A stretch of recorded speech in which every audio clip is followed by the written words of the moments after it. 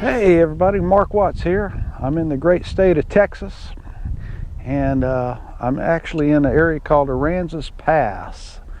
And there's a lot of these salt marshes around here. They're full of mangroves and these salt ponds, and it sure is good birding here. It's just terrific, and I hope everybody gets a chance to come down here. But anyway, this next series is about exposure and a compensation of exposure for these settings. Behind me, I don't know if you can see it or not, there's probably 30 or 40 white birds. There's a mixture of great egrets, snowy egrets, and a lot of ibis around here. But anyway, what I want to talk to you about is when you're shooting these birds is to expose for the bird and not expose for the whole scene. So I'm going to show you on the computer how you do this. It's going to take a little manipulation of me and learning some software to be able to show you what I'm talking about.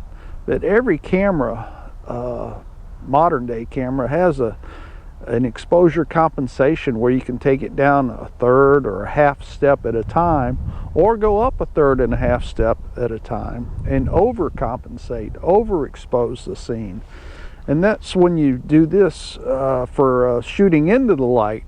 Sometimes you'll see a bird and he's not got the sun to your back, but he's actually got the sun to his back. And how to compensate for that to actually expose and bring out some of the detail in his feathers. So hope you enjoy this one. If you like my series of videos, please subscribe. I thank you, and we'll see you next time.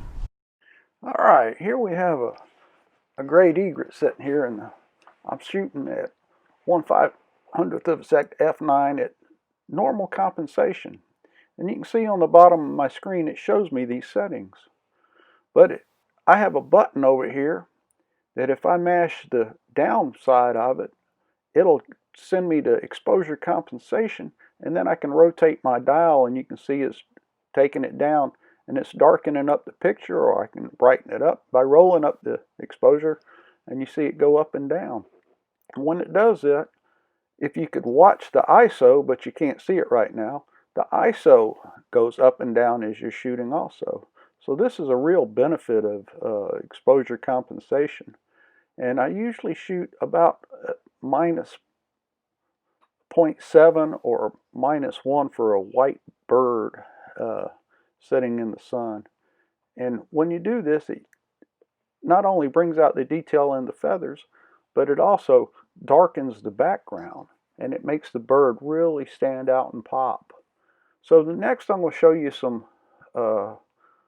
pictures of a snowy egret.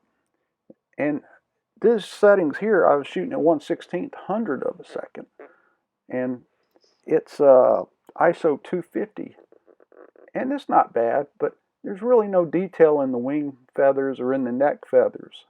But as I start going down a third of a step to 0.7 of a step, you start to see more detail in the feathers. You even start to see some of the reflections of the water in the size of the bird. And this is at -1. And the next one is that I took it all the way down to -1.7. And you can really see the detail, but it's a little bit too dark for me. So I usually stick around -1. And the same holds true if you're shooting into the sun, like this American bittern here. It was a new bird for me. I really wanted to see the detail in it, but I can't call the bird over and say, hey, you got to move. So I went ahead and increased the compensation to +2, and it really made the bird stand out, but it blew out the background. But I'm not shooting for the background, I'm shooting for the bird. And look at the detail in the feathers. You can see the wisping of the feathers, edges, and it's just really beautiful. So these are my tips. You guys have a great day, and thank you for watching.